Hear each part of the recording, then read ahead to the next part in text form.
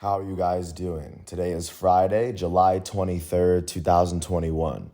I'm James Sims, and for this episode of The Elite, I'm going to review the Elite matchups and performances from yesterday, Thursday, July 22nd, 2021. And of course, I'm going to preview everything going on today as we navigate through the world of sports, one day at a time. Starting off in Detroit, the Detroit Tigers hosted the Texas Rangers and were able to pull up a 7-5 win at home yesterday. For the Texas Rangers, the loss was given to Mike Foltynewicz. He allowed 6 runs in 4 innings pitched as he struck out 4. With this loss, he's 2-10 on the season. In their batting lineup, their first baseman, Andy Ibanez, would end up going 3 for 4 with an RBI and 2 runs. He would go on to hit his first triple of the season, and he was the only player on the Rangers with more than 1 hit.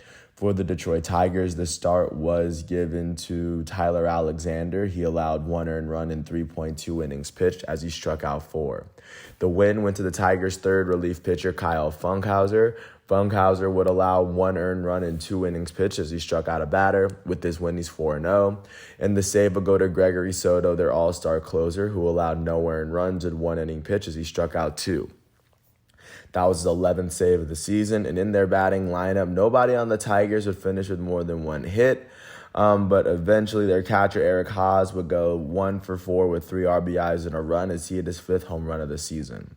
With this win, the Detroit Tigers are 47-51. That is the 3rd best record in the American League Central. They've won their last 7 games, which is the best streak in all of baseball. They've won 7 of their last 10, and they now trail the Chicago White Sox by 12 games in the division.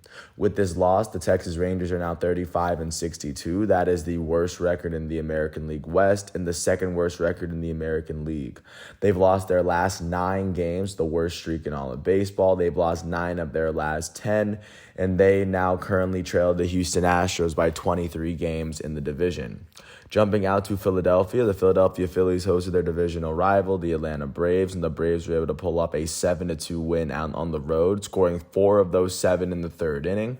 For the Philadelphia Phillies, the start and the loss was given to Matt Moore. Matt Moore would go on to allow 6 earned runs in 6 innings pitched as he struck out 4. With this loss, Moore is 0-2.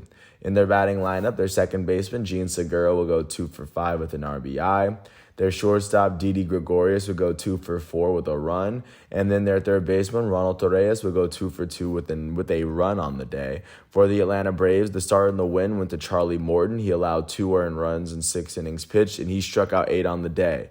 With this win, Morton is 9-3 on the season. And in their batting lineup, their elite second baseman, Ozzie Albies, would go 3 for 5 with 2 runs. The only other player with more than 1 hit on the team was their elite first baseman, Freddie Freeman. He went 2 for 3 with a run. With this win, the Atlanta Braves are now 47-48. That is the 2nd best record in the National League East. They've won 6 of their last 10 games, and alongside the Philadelphia Phillies, who have the same record, they now trail the New York Mets by 4 games in the division. With this loss, the Philadelphia Phillies have the same record, and the Phillies have lost their last 3 games and 5 of their last 10, and they sit alongside the Braves 4 games behind the Mets. Jumping out to Cleveland, the Cleveland Indians hosted the reigning American League champs, the Tampa Bay Rays. And after the Cleveland Indians were up 4-1 through the first 2/3 of the game, the Rays would come back, tie it up in the 9th, and then it would be an Austin Meadows RBI single that gave them the run they need to win the game. For the Cleveland Indians in this matchup, the start went to Cal Quantrill. He allowed 1 earned run in 6 innings pitched as he struck out 2. The loss would end up going to their closer, Bryan Shaw. Shaw would allow 1 run in 1 inning pitched, and with this loss, he's 3-4 on the year. And then in their batting lineup, nobody on the team would finish with more than 1 hit as Franmil Reyes hit his 17th home run of the season. For the Tampa Bay Rays, the start was given to Luis Patino. Patino would allow 4 earned runs in 5.1 innings pitched as he struck out 4. The win went to their second relief pitcher, Pete Fairbanks, as Pete Fairbanks allowed no earned runs in 1 inning pitch, striking out a batter. With this win, he's 3-3 on the season, and then the save would end up going to their closer, Diego Castillo. He allowed no earned runs in 1 inning pitch as he struck out 2, picking up his 14th save of the year. In their batting lineup, their right fielder, Brandon Lau, would end up going 2 for 4 with an RBI. Their elite third baseman, Wander Franco, would go 2 for 5. And then their first baseman, Yandy Diaz, would go 4 for 5 with an RBI and 2 runs. He had his 6th home run of the season as well as his first triple of the year. With this win, the Tampa Bay Rays are now 58-39. That is the second best record in the American League East. They've won their last 3 games, and they've won 7 of their last 10. They now trail the Boston Red Sox by a game in the division, and they are currently holding on to the top American League wildcard spot as they sit 2.5 games ahead of the second-place Oakland Athletics in the same race. With this loss, the Cleveland Indians are now 48-46. That is the second-best record in the American League Central. They've only lost 4 of their last 10, and they now trail the Chicago White Sox by 9 whole games in the division. Jumping out to Miami, the Miami Marlins hosted the Slam Diego Padres. Padres were able to beat the Marlins 3-2. For the Marlins in this matchup, the start was, of course, given to Anthony Bender. Bender would allow no earned runs in 1 inning pitch as he struck out a batter. The loss for Miami went to their first relief pitcher, Jordan Holloway. Holloway allowed 3 runs in 3.2 innings pitched. He struck out a batter. With this loss, he's 2-3 on the year. In the Marlins batting lineup, nobody on the team would finish with more than 1 hit, and a lot of that can be attributed to great pitching from the Padres. The start and the win for San Diego went to their elite starting pitcher, former American League Cy Young winner Blake Snell. He allowed 1 earned run in 6 innings pitched as he struck out 8. With this win, he's 4-3 on the year, and the save will go to their closer, Mark Melancon, who allowed no earned runs in 1 inning pitch, striking out a batter. Mark Melancon picked up his 29th save of the season yesterday. In the Padres batting lineup, the only player with more than 1 hit was their right fielder, Jurickson Profar, as he went 2 for 4 with 2 RBIs. With this win, the San Diego Padres are 57-42. That is the 3rd best record in the National League West as they've won their last 2 games in 6 of their last 10. They now trail the San Francisco Giants by 5.5 games in the division. They are currently holding on to the second wildcard spot as they sit 2.5 games behind the first place defending World Series champs LA Dodgers. And they sit 6.5 games ahead of the Cincinnati Reds, who are the very first team on the outside looking in. With this loss, the Miami Marlins are now 41-56. That is the worst record in the National League East and the 3rd worst record in the National League. They've lost 7 of their last 10 games, and they now trail the New York Mets by 11 games in the division. Jumping out to Boston, the Boston Red Sox hosted their arch rivals, the New York Yankees. And in a game that went all the way down to the 10th, the Red Sox would outscore the Yankees 2-1 in the 10th, winning off of a Hunter Renfroe sacrifice fly to give them the game. For the New York Yankees, the start was given to Jordan Montgomery. He allowed no earned runs and only 3 hits in 5.2 innings pitched as he struck out 6 on the day. The loss would end up going to the Yankees closer, Brooks Kriske. Brooks Kriske would allow 2 runs in 0.2 innings pitched as he struck out a batter. With this loss, he's 1-1 on the year. And in the batting lineup for the Yankees, nobody on the team would finish with more than 1 hit. That could be attributed to great pitching from Boston. For Boston, the start was given to Tanner Houck. Houck allowed 1 run in 4.2 innings pitched as he struck out 8. The win went to the Boston Red Sox closer, Matt Barnes. Barnes allowed 1 run in 1 inning pitch, striking out a batter, and with this win, he's 5-2 on the year.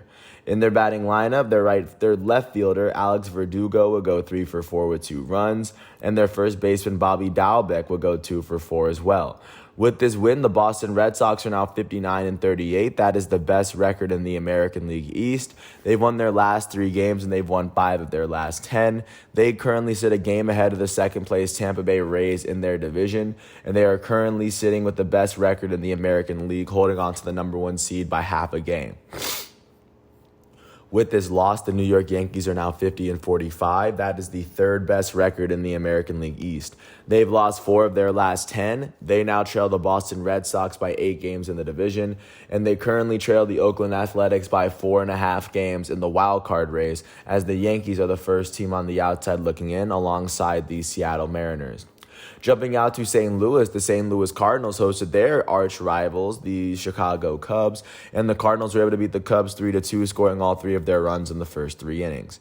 For the Chicago Cubs, the start and the loss went to Adbert Alzolay. He allowed 3 earned runs in 6 innings pitched as he struck out 8. With this loss, he's 4-10 on the year. And in their batting lineup, nobody on the team would finish with more than one hit. Of course, that can be attributed to great pitching from St. Louis. For the Cardinals, the start and the win went to Kwang Hyun Kim. Kim allowed 2 earned runs in 6 innings pitched as he struck out 7, with his winning 6-5 on the season. Then save number 23 went to Alex Reyes, as Reyes allowed no earned runs in 1 inning pitch, striking out 2. That's his 23rd save of the season. In the Cardinals batting lineup, their right fielder Dylan Carlson was the only player with more than one hit, as he went 3 for 4 with an RBI and 2 runs. He hit his 9th home run of the year. And also for the Cardinals, their all-star elite third baseman Nolan Arenado will go 1 for 4 with 2 RBIs and a run, as he hit his 19th home run of the year. With this win, the St. Louis Cardinals are 49-48. That is the 3rd best record in the National League Central. They've won their last 2 games, and they've won 6 of their last 10. They now trail the Milwaukee Brewers by 7 games in the division. With this loss, the Chicago Cubs are now 47-50. That is the 4th best record in the National League Central. They've lost their last 2 games, and they've lost 6 of their last 10. They now trail the Milwaukee Brewers by 9 whole games in the division. Jumping out to Minneapolis, the Minnesota Twins hosted the LA Angels. The Angels were able to beat the Twins 3-2 as the Twins scored both their runs in the bottom of the 4th, and then the Angels would just go ahead in the top of the next inning off of a 3-run home run from Jack Mayfield. For the Minnesota Twins, the start and the loss went to Kenta Maeda. He allowed 3 earned runs in 7 innings pitched as he struck out 6, only allowing 1 home run on the day. Nobody on the Twins would finish with more than 1 hit, and that can be attributed to great pitching from the Angels. For the Angels, the start and the win went to Andrew Heaney. Heaney allowed 2 earned runs in 7 innings pitched as he struck out 7 on the day. And the save went to their closer, Rafael Iglesias. He allowed no earned runs in 1 inning pitch as he struck out a batter. That was his 20th save of the season. In their batting lineup, their shortstop, Jose Iglesias, would go 2 for 3 with a run on the day. And with this win, the Los Angeles Angels are now 47-48. That is the 4th best record in the American League West, as they've won 4 of their last 10 games. At the moment, they currently trail the division-leading Houston Astros by 10 games. With this loss, the Minnesota Twins are now 41-56. That is the 4th best record in the American League Central, as they've lost 6 of their last 10 games. Right now, they trail the division-leading Chicago White Sox by 17.5 games at the moment in the division. Jumping out to Seattle, the Seattle Mariners hosted the Oakland Athletics. The 2nd and 3rd best team in the AL West faced off, and the Athletics would win this one 4-1 after not a run was scored in the first 4 innings of the game. For the Seattle Mariners, the start and the loss went to Chris Flexen. He allowed 2 earned runs in 5.1 innings pitched as he struck out 1. With this loss, he's 9-4 on the season. In their batting lineup, nobody on the team would finish with more than 1 hit. Their catcher, Todd Murphy, went 1 for 2 as he hit his 8th home run of the year. That was the only run of the day for Seattle. For the Oakland Athletics, the start and the win went to Sean Manaea. He allowed 1 earned run in 7 innings pitched as he struck out 13 on the day. With this win, he's 7-6 on the year. And then Lou Trevino picked up his 16th save of the season as he allowed no earned runs in 1 inning pitch, striking out a batter. And the A's batting lineup, their left fielder, Mark Canha, would go 2 for 3. Their center fielder, Ramon Laureano, would go 2 for 5 with 2 RBIs. Their catcher, Sean Murphy, went 2 for 5 with an RBI for himself. And with this win, the Oakland Athletics are now 56-42. That is the 2nd best record in the American League West. They've won their last 3 games in 7 of their last 10. And they now trail the Houston Astros by 2.5 games in the division, as they currently hold on to the 2nd American League wildcard spot. They sit 2.5 games behind the 1st place Tampa Bay Rays, and they sit 4.5 games ahead of the New York Yankees and the Seattle Mariners, who are just outside of the playoff picture looking in. With this loss, the Seattle Mariners are now 51-46. That is the 3rd best record in the American League West. They've lost their last 2 games, and they've lost 4 of their last 10. At the moment, they trail the Houston Astros by 7 games in the division, and alongside the Yankees, they sit 4.5 games behind the Oakland Athletics for the 2nd American League wildcard spot. Last but not least, jumping out to Los Angeles, the defending World Series champs hosted the San Francisco Giants. The Giants would score 4 runs in the top of the 9th in order to come from behind and pick up the win to get win number 61 against the Dodgers. For the LA Dodgers in this matchup, the start would go to their elite starting pitcher, Walker Buehler. He allowed 1 earned run in 7.1 innings pitched as he struck out 9 on the day. The loss would end up going to their closer, Kenley Jansen, as he allowed 4 earned runs in .2 innings pitched, striking out 2. This is his 5th blown save of the season, and with this loss, he's 1-4 on the year. In their batting lineup, their all-star third baseman, Justin Turner, would go 2 for 4 with an RBI and a run. Their catcher, Will Smith, would end up hitting his 13th home run of the season as well. And then for the San Francisco Giants, the start went to Anthony DeSclafani. He allowed 3 earned runs in 6 innings pitched as he struck out 7. The win went to the San Francisco Giants' second relief pitcher on the day, Jose Alvarez, as he allowed no earned runs in 1.1 inning pitched. With this win, he's 4-1 on the year, and the save went to Jake McGee. He allowed no earned runs in 1 inning pitch as he struck out a batter. That was his 20th save of the year. In their batting lineup, their first baseman, Lamonte Wade Jr., was the only player with more than 1 hit. He went 2 for 5 with 2 RBIs and a run. With this win, the San Francisco Giants are 61-35. That is the best record in the National League West, and that's the best record in all of baseball. They've won their last 2 games, and they've won 7 of their last 10. They now sit 3 games ahead of the second-place LA Dodgers in the division, as they are currently holding on to the number 1 seed in the National League. And with this loss, the Los Angeles Dodgers are now 59-39. That is the second-best record in the National League West. They've lost their last 2 games, and they've lost 5 of their last 10. They now trail the San Francisco Giants by 3 games in the division, and they are currently holding the top seed in the National League wild card, sitting 2.5 games ahead of the second-place San Diego Padres. That is what baseball was looking like from yesterday. Looking forward to what is looking like going into today. Starting at 2:20, Zach Davies and the Chicago Cubs are going to host Zach Gallen and the Arizona Diamondbacks. Gallen comes into today's matchup with a 1-4 record and a 3.86 ERA. At 7:05 on ESPN Plus, Zach Wheeler and the Philadelphia Phillies are going to host Max Fried and the Atlanta Braves. Wheeler comes into this matchup with a 7-5 record and a 2.44 ERA. At 7:05, Jorge Lopez and the Baltimore Orioles are going to host Patrick Corbin and the Washington Nationals. At 7:10, Eduardo Rodriguez and the Boston Red Sox are going to host their division rivals, the New York Yankees, led by the Yankees' elite starting pitcher Garrett Cole. Garrett Cole comes into this matchup with a 10-4 record and a 2.63 ERA. At the same time, at 7:10, Zach Thompson and the Miami Marlins are going to host Joe Musgrove and the San Diego Padres. Zach Thompson comes into this matchup with a 2-2 record alongside a 1.93 ERA. Joe Musgrove is going to start this matchup with a 5-7 record and a 3.14 ERA. At 7:10, Tyler Mahle and the Cincinnati Reds are going to host Wade LeBlanc and the St. Louis Cardinals. Mahle comes into this matchup with a 7-3 record and a 3.93 ERA.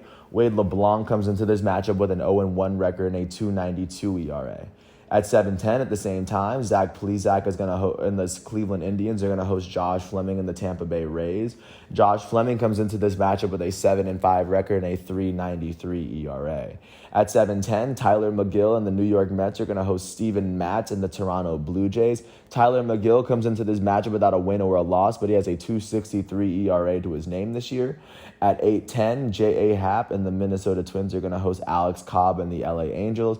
Alex Cobb comes into this matchup with a 7-3 record alongside a 3.96 ERA.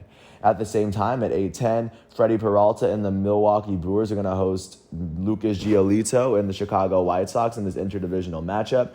Freddie Peralta comes into this matchup with a 7-3 record, a 2.39 ERA. Lucas Giolito comes into this matchup with an 8-6 record and a 3.90 ERA. At 8:10, Chris Bubich and the Kansas City Royals are going to host Willie Peralta and the Detroit Tigers. Peralta comes into this matchup with a 3-1 record and a 1.64 ERA. At 8:10, Jake Odorizzi and the Houston Astros are going to host Colby Allard and the Texas Rangers in that in-state matchup. At 9:45, Johnny Cueto and the San Francisco Giants are going to host Chad Kuhl and the Pittsburgh Pirates. At 10:10, the defending World Series champs, LA Dodgers, led by David Price, are going to host Chichi Gonzalez and the Colorado Rockies. At the moment, David Price is holding a 4-0 record and a 3.12 ERA. At the same time, last but not least, Yusei Kikuchi and the Seattle Mariners are going to host Frankie Montas and the Oakland A's. Kikuchi comes into this matchup with a 6-5 record and a 3.92 ERA. That is what the MLB and roughly the world of sports is looking like as we navigate into today. Today, the opening ceremony of the Olympics will be held as well. So, of course, I want to thank everyone for listening to all 19 minutes of this piece. I want to thank the MLB and the ESPN websites for, of course, giving me the facts and figures that I need to do this episode. And of course, I want to thank everyone for listening to this episode. I hope all is well. And once all of today's exhibitions and matchups are done, I will come back tomorrow, Saturday, July 24th, for another episode of The Elite as I go through what happened today. Friday, July 23rd, 2021, out here in this quarantine. Once again, I'm James Sims. Thanks for listening to this episode. I hope all is well, and I'll catch you with another episode tomorrow. Peace out.